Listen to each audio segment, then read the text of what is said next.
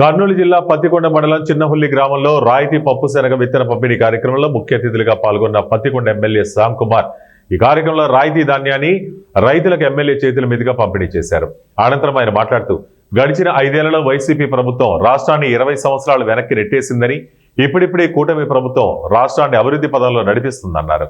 రాబో రోజుల్లో మన పత్తికొండ మీదుగా 4 లైన్ల హైవే వస్తుందని ప్రజలకు తెలియజేశారు.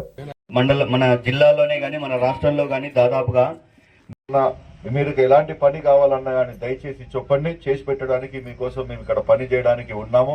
రాబోయే కాలం చాలా మంచిది. ఎందుకంటే ఇక్కడ నేషనల్ హైవే కూడా 4-వే కూడా అవుతుందని చెప్పి తొందరలో మాకు న్యూస్ కూడా వచ్చింది.